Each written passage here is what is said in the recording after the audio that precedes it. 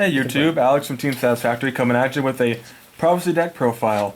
I think this deck will be a pretty solid choice because Prophecy is never a bad choice. Apparently in the meta, they have good matchups against pretty much everything right now. Wait. Prophecy anti-meta? I call them anti-meta in the sense that they beat the meta, but they're not an actually anti-meta deck. So I mean. So they're not like Evil Swarm's anti-meta. No, I mean they're like old meta, which has a good matchup against current meta. Okay. So let's start this off with the three. So the opposite of my deck. Basically, the three Spellbook Magicians of Prophecy. This is your little blue boy. You want him all the time. He searches your spells. He's basically. Oh, where did my blue boy go? So basically, he's your he's like your main guy. Searches spells. Get him on the board if it's on field presence. You overlay him into level 2s every now and again. Or it's Gachi? Like Gachi or your Daigusto Emerald, but overall a really good card. And Daigusto Phoenix, not Emerald. Phoenix.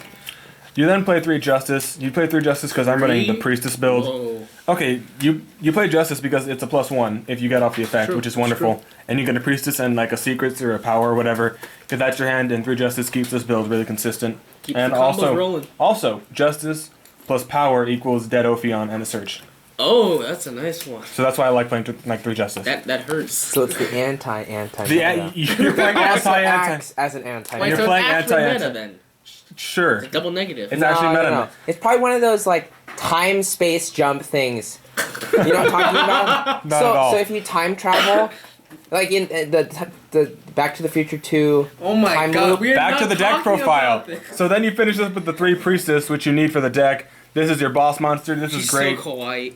Very beautiful. Kawaii-esque card. What? Kawaii Priestess. What does that mean? Kawaii. Cute. Kawaii desu? Is this Okay. a Japanese word? Yes. Oh, So you boy. play 3 Priestess. This is your boss monster. It's just a +1 on. The destruction effect is a +1 if you're taking cards out of your graveyard, and this gives you a good Chadal matchup because you never have to access your extra deck. So that's pretty solid, and that rounds out your 9 monsters. Prophecy is not a deck of monsters. Brando's getting murdered in the back. Nothing can stop the Gyugi Karakuri onslaught. This is ridiculous. So spells, here we go. Spells. You play your 3. Well, Raigo can. You play your 3 libraries. I've been flirting with the idea of taking out some of these libraries just because libraries, I prefer at 2. I think I take it out at 2, put in a Snatch Steal, like a Snatch instead of a library, just because it's a good card for your opening hand, but if you draw it anywhere else, it's dead or Priestess fodder. It's really terrible anywhere else. But it's not a terrible card. It gives you pretty good openings. 3 Secrets, mandatory. This is like the card. The card to have. The card of the deck. It's basically this card or Blue Boy in every opening hand. It makes you feel a lot better. And it's ultimate. Ultimate Rare. Ultimate Rare looks A lot fantastic. You have to have this in your opening hand. You have this opening hand, you are looking golden.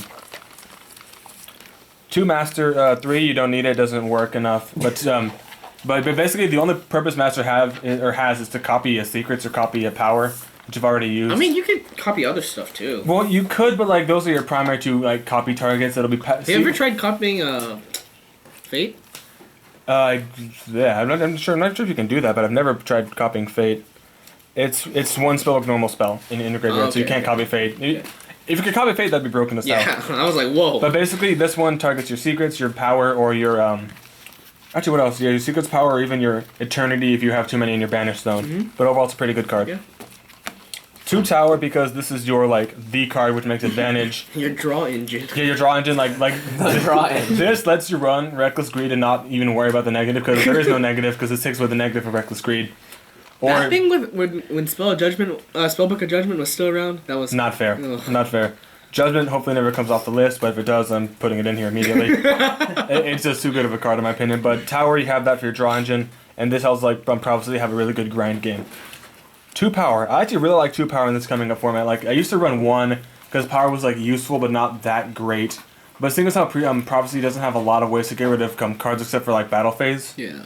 I mean, Priestess kind of works, but Battle Phase is where you also be getting rid of cards. Wait, does Priestess and Power get over Priestess and Power, it gets over Killer. Yeah. So it's a killer, and it's also good for you can buff up your Blue Boys to 1500 or 2500. Whoa. So you guys Power and plus Master Blue Boys instantly 2500 beat stick, and you get 2 searches.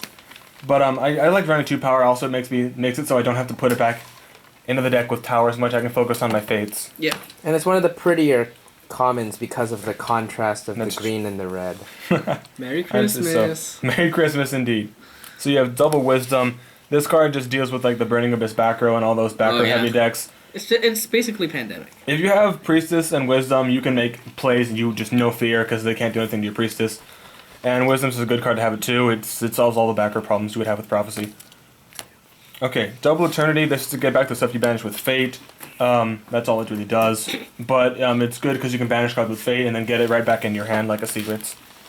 1 life, you bring back a High Priestess of Prophecy. And you just win like that.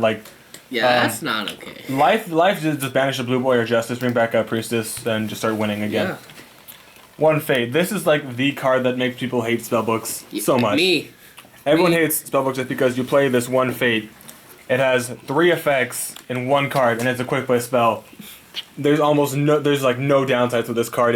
This is your win condition. And it clears out your grave too, right? Because that's your grave, and it gives you this card like single-handedly gives you a good matchup against Shadal's and Cleave Forts to a lesser extent. Swarms. Evil Swarms, but like this 1 card instantly like wins you so many matchups. Mostly Shadal's says I hate that deck, and this is probably the best like anti-Shadal deck outside of Evil Swarms maybe in the meta.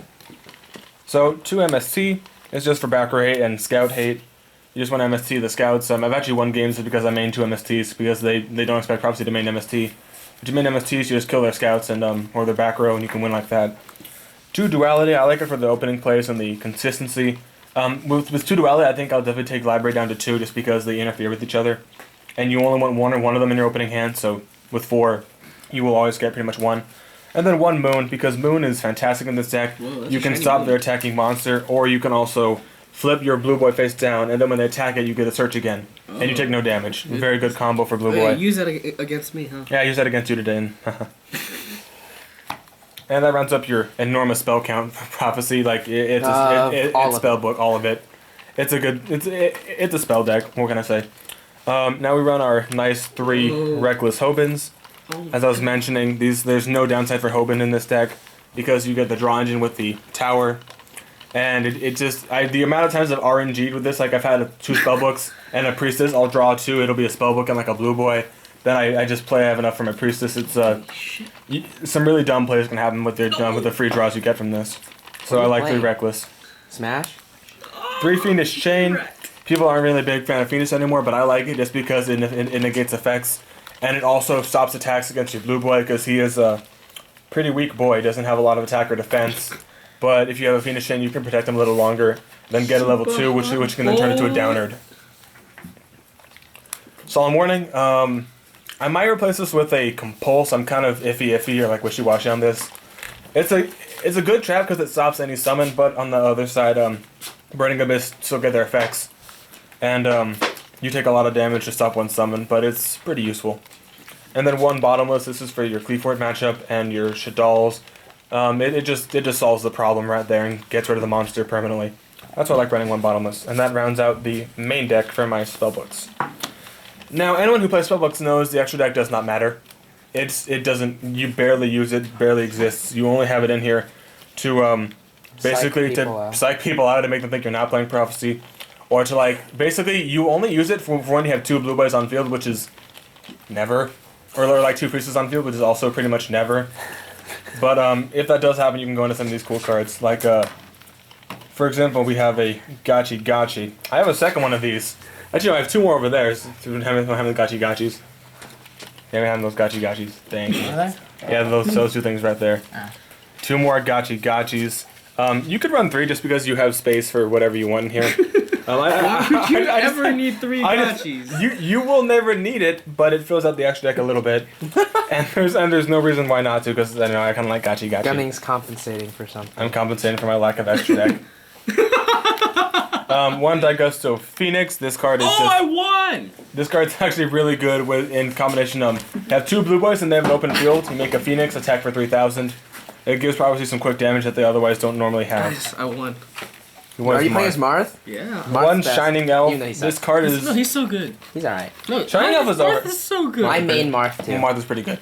No, he's Shining bad, Elf is a pretty good card. He's not. He got nerfed. God damn it. He got nerfed. Shining Elf is a pretty good card. No, it's not. It's okay. It's not a good card, but it's basically used to get into your like Shining Elf and So Cute Boss are used to like be main phase 1 like placeholders for your for your so cute boss. It's pretty cute. So cute, boss. So cute, boss.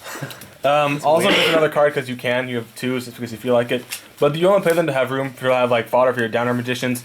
Actually, a really good card because it's a spellcaster, so you can play all your spellbooks with it. Downer magician plus power is 3,700 if you have 3 materials on it, and you just get to beat down literally anything.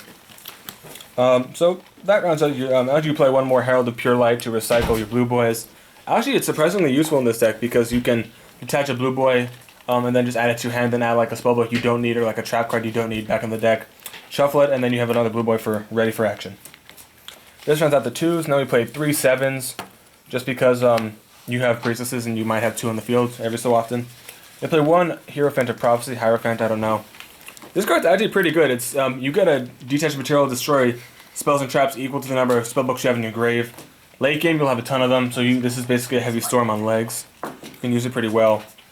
Then you just play 1 Draco Sack and 1 Begai. They're the best 7s. They can win you games when you need them.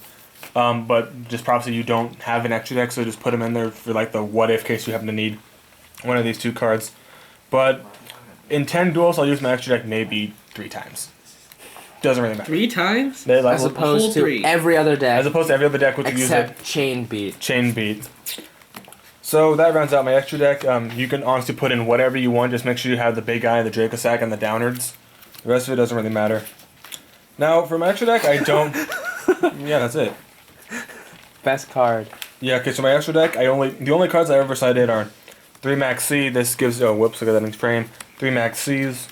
This card is just good against the meta, Burning Abyss, or Cleaforts. You can maybe stall give yourself a turn to catch up or get some card advantage from it. It's a pretty good card. I like it, but it's the only card I really cite in. And outside of that, I play 2 Memory of Adversaries. This card actually goes in for my Phoenix Chains pretty often, just because you can basically take a monster like a construct or something, if they attack you with it, you banish it, and then you just get to take it for the next turn, and should also have a surprisingly hard time dealing with their own constructs. Social constructs. Yeah, so that's my extra deck. You don't really... I mean, Prophecy is hard because you can't side out you can't side out anything because you need pretty much everything in here all the time. I wanted to thank everyone for watching my Prophecy deck profile. I think this will be a pretty good one moving forward, a decent meta call in my opinion, and it's just something that isn't like a top big 3 that I think is still viable and I enjoy playing myself. Okay, thank you for watching. Please remember to like, favorite, and subscribe. And this is Alex for Team Satisfactory signing out.